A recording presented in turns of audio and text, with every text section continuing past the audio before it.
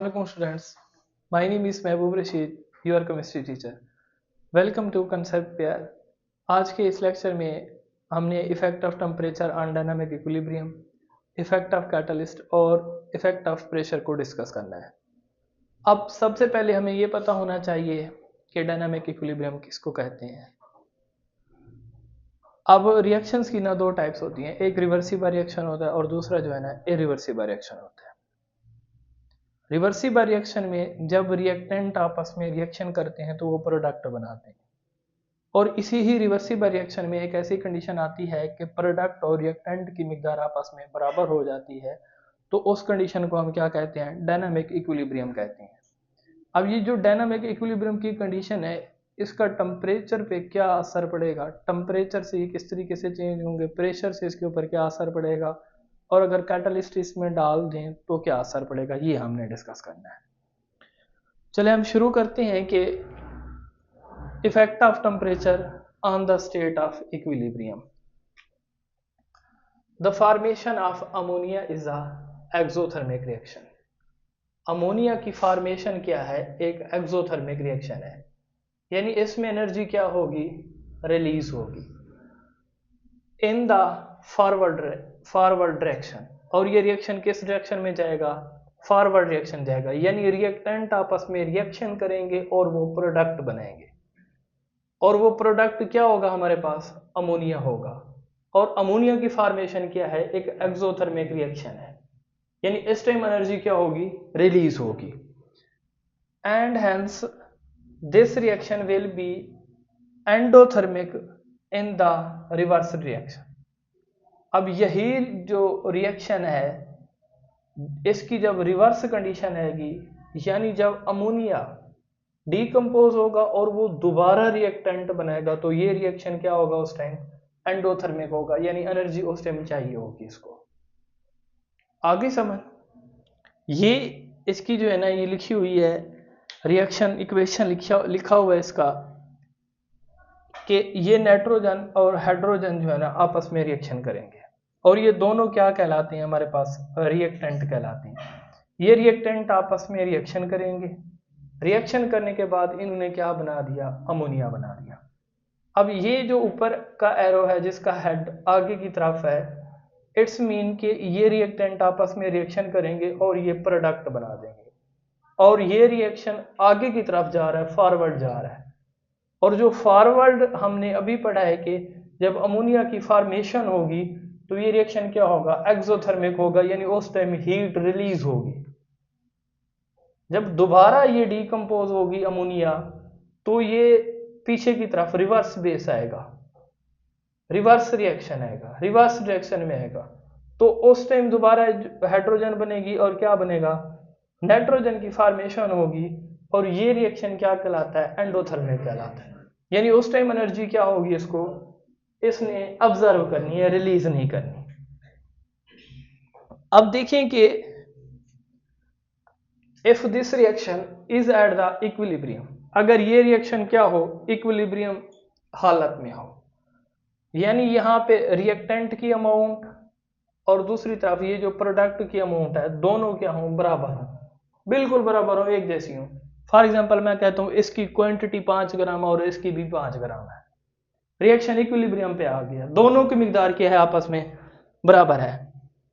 And its temperature is increased, the state of equilibrium will be disturb again.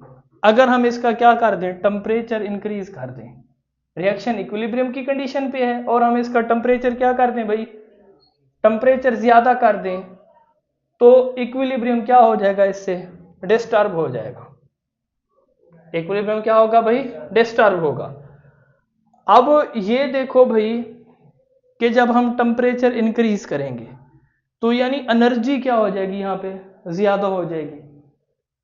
Reactant जब आपस में reaction करती हैं, वो प्रोडक्ट बनाते हैं, तो उस टाइम फॉर्मेशन हो रही है, और फॉर्मेशन में एनर्जी क्या हो रही है, रिलीज हो रही है। अब ऊपर से हमने क्या दे दी, हीट दे दी, ठीक है, तो इससे क्या होगा कि इससे जो है ना भाई, जब एनर्जी ज्यादा होगी तो प्रोडक्ट जो हमारे पास बनी है उसकी डीकंपोजिशन क्या हो जाएगी, ज्यादा हो जाएगी, यानी ये टूटना क्या हो जाएगा, शुरू हो जाएगा। क्यों? हमने कहा कि जब रिवर्स डायरेक्शन में ये रिएक्शन जाएगा तो उस टाइम ये एंडोथर्मिक होगा, एनर्जी इसको चाहिए होगी। अब एनर्जी हमने दे दी, टेम्परेचर हमने क्या कर दिया, इसका इंक्रीज कर दिया। जब इसका टेम्परेचर बढ़ा तो ये टूटना शुरू हो जाएंगे, तो प्रोडक्ट की मिकदार क्या हो जाएगी, कम हो जाएगी, और रिएक्टेंट की मिकदार क्या हो जाएगी, ज्यादा। तो रिएक्शन क्या हो जाएगा, इस कंडीशन के ऊपर डिस्टर्ब हो जाएगा, ये इक्विलिब्रियम की स्टेट पे नहीं रहेगा। आगे समझ। अब उसके बाद जो है ना, यहां पे है डेल्टा एच। डेल्टा एच का क्या मतलब होता है, enthalpy change of this reaction is the negative. ये इस रिएक्शन की जो इथोल्पी चेंज है वो क्या है, नेगेटिव है। अब दिस मीन, इसका क्या मतलब है, that the total energy system contain, यानी सिस्टम के अंदर जो N2 और H2 है is higher than that of the ammonia. अब यहां पे जो हमने कहा है कि डेल्टा एच इथोल्पी चेंज क्या है, डेल्टा एच है एनर्जी चेंज, डेल्टा एच है रिएक्टेंट की एनर्जी ज्यादा है प्रोडक्ट से, प्रोडक्ट की क्या है, कम है। तो इसका मतलब है इन दोनों की एनर्जी क्या है, ज्यादा है, हायर है। रिएक्टेंट की एनर्जी क्या है, ज्यादा है, और प्रोडक्ट की एनर्जी क्या है भाई हमारे पास, कम है। अब इससे क्या शो होगा कि रिएक्टेंट की एनर्जी ज्यादा है और प्रोडक्ट की एनर्जी क्या है, कम है। यानी रिएक्टेंट की क्या हो रही है, यहाँ पे रिएक्टेंट आपस में रिएक्शन कर रहे हैं और वो क्या कर रहे हैं, प्रोडक्ट बना रहे हैं। आगे समझ। अब वो कहता है कि अगर जो है ना हम टेम्परेचर इंक्रीज करते हैं, ज्यादा करते हैं, तो रिएक्शन जो है ना बैकवर्ड डायरेक्शन में जाएगा। किस में जाएगा, बैकवर्ड। बैकवर्ड का क्या मतलब है, यानी रिवर्स कंडीशन में जाएगा। उस टाइम क्या बनेंगे, रिएक्टेंट ज्यादा बनेंगे। रिएक्टेंट क्या बनेंगे, ज्यादा बनेंगे। साफ जाहिर है कि जब हम टेम्परेचर इंक्रीज करेंगे डीकंपोजिशन ज्यादा होगी, और डीकंपोजिशन क्या है, एक एंडोथर्मिक रिएक्शन है। एंडो मीन यानी सिस्टम को क्या चाहिए, हीट चाहिए, और हीट हम खुद से दे रहे हैं। आगे समझ।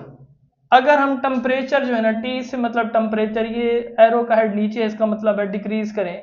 जब हम टेम्परेचर डिक्रीज करते हैं तो रिएक्शन किस तरफ जाता है, फॉरवर्ड जाता है, और प्रोडक्ट बनना शुरू हो जाते हैं। आगे समझ। इस तरीके से भाई अगर कोई रिएक्शन डायनामिक इक्विलिब्रियम की कंडीशन पे हो तो उसका टेम्परेचर हम इंक्रीज या डिक्रीज करें तो वो क्या हो जाता है, डिस्टर्ब हो जाता है। अब उसके बाद जो है ना, अगली हमारा जो हेडिंग है वो ये है कि effect of change of pressure on the reaction at the equilibrium. कि इक्विलिब्रियम के ऊपर अगर कोई रिएक्शन है तो इससे क्या, हम अगर इसका प्रेशर चेंज करें तो इससे इसका क्या असर होगा। अब पहली बात यह है कि pressure disturb the equilibrium state only the gaseous atom. Pressure जो है ना, जब वो रिएक्टेंट और प्रोडक्ट गैस की हालत में होंगे तो उसी टेम्परेचर क्या करेगा, इसको डिस्टर्ब करेगा रिएक्शन को। और ये दोनों जो है ना डिफरेंट अमाउंट में हो, इनकी यानी मोल्स क्या हो, डिफरेंट हो, यानी रिएक्टेंट के मोल डिफरेंट हो और प्रोडक्ट की मिकदार भी क्या हो, एक दूसरे से मुख्तलिफ हो। जैसा कि यहाँ पे बताया गया है कि ये N2 3H2 ये दोनों प्रोडक्ट हैं। ये H जो हमारे पास ये N2 है, इट्स मीन इसके पास क्या है, ये 1 मोल है। और ये 3H2 है, इसका मतलब है ये क्या है, जो है ना 3 मोल है। और हमारे पास जो प्रोडक्ट बन रहा है वो कितनी है, यहाँ पे 2 मोल है। ये दो साथ इसके, इनसे जो भी साथ इसके आगे लिखा होता है ना, इट्स मीन इसके ये मोल को इंडिकेट कर रहा है। अब जिसके साथ कुछ नहीं होता उसके साथ क्या होता है, 1 होता है। अब रिएक्टेंट कितनी हो गए, 4 मोल हो गए, और प्रोडक्ट कितनी है, 2 मोल है। यानी प्रोडक्ट और रिएक्टेंट की मिकदार क्या है, आपस में मुख्तलिफ है। तो उसी टाइम जो है ना, पहली बात ये कि ये प्रेशर किस में हो, गैसियस हालत में हो, और रिएक्टेंट और प्रोडक्ट की मिकदार क्या हो, डिफरेंट हो, तो इफेक्ट ऑफ प्रेशर होता है। आगे समझ। वैसे जो है ना हाई प्रेशर के ऊपर ये जो अमोनिया की फॉर्मेशन है ना वो फास्ट होती है हाई प्रेशर के ऊपर। अगर हम प्रेशर डिक्रीज कर दें तो उस टाइम ये इक्विलिब्रियम की कंडीशन क्या हो जाएगी, डिस्टर्ब हो जाएगी। आगे समझ। नेक्स्ट उसके बाद है इफेक्ट ऑफ यहाँ पे है कि presence of catalyst on the reversible reaction. Reversible reactions के ऊपर क्या असर पड़ेगा अगर हम जो है ना कैटलिस्ट डाल दें। अब सबसे पहले की है कि जो हमारे पास रिवर्सिबल रिएक्शन होता है ना, रिवर्सिबल रिएक्शन में हमने कहा है कि रिएक्टेंट इसमें आपस में क्या करती हैं, रिएक्शन करती हैं। रिएक्शन करने के बाद ये क्या बना देते हैं, प्रोडक्ट बना देते हैं, ठीक है ना। फिर प्रोडक्ट आपस में क्या होंगे, डीकंपोज होंगे और वो क्या बना देते हैं, रिएक्टेंट बना देते हैं। अब कैटलिस्ट क्या है, कैटलिस्ट के बारे में भी हम वैसे डिस्कस कर चुके हैं। कैटलिस्ट किसी भी केमिकल रिएक्शन की जो है ना स्पीड को क्या कर देता है, इंक्रीज कर देता है। स्पीड को क्या कर देता है, स्पीड कर देता, इंक्रीज कर देता है, लेकिन खुद इस्तेमाल नहीं होता। खुद इस्तेमाल यानी वो जो है ना नॉट यूज्ड, खुद इस्तेमाल नहीं होता। किसी भी केमिकल रिएक्शन की स्पीड को ये क्या कर देगा, ज्यादा कर देगा। अब जब रिवर्सिबल कंडीशंस के ऊपर ये रिएक्शंस होंगे, हम कैटलिस्ट डालेंगे तो रिएक्टेंट जल्दी से क्या बनाएंगे, प्रोडक्ट बनाएंगे, और प्रोडक्ट जल्दी से क्या बनाएंगे, रिएक्टेंट बनाएंगे। अब कोई रिएक्शन है, रिएक्शन ने मतलब 10 घंटे में, 10 घंटे के बाद वो डायनामिक इक्विलिब्रियम की हालत पे पहुंचेगा। यानी रिएक्टेंट आपस में रिएक्शन करेंगे, प्रोडक्ट बनाएंगे, फिर ऐसी स्टेज आएगी कि प्रोडक्ट दोबारा डिकम्पोज होंगे, वो रिएक्टेंट बनाएंगे। इसमें 10 घंटे लग जाते हैं। अगर हमने कैटलिस्ट का इस्तेमाल किया है तो वो फौरन से इक्विलिब्रियम की कंडीशन पे क्या करेगा, पहुंच जाएगा, और टाइम भी क्या लगेगा, कम लगेगा, ठीक है ना। अगर ऑलरेडी कोई भी रिएक्शन है और वो इक्विलिब्रियम की कंडीशन के ऊपर है और उसमें जो है ना हम कैटलिस्ट इस्तेमाल कर रहे हैं, तो साफ ज़ाहिर है कि रिएक्टेंट ज्यादा स्पीड के साथ रिएक्शन करना शुरू कर देंगे, प्रोडक्ट ज्यादा बनाएंगे, ठीक है। तो इस उसी टाइम ही फौरन से इक्विलिब्रियम की कंडीशन क्या हो जाएगी, डिस्टर्ब हो जाएगी, दोनों की मिकदार आपस में बराबर नहीं रहेगी। कोई क्वेश्चन? ये था आज का हमारा लेक्चर, जिसमें हमने इफेक्ट ऑफ टेम्परेचर, प्रेशर्स और कैटलिस्ट को डिस्कस किया। इंशाल्लाह मिलते हैं अगले लेक्चर में।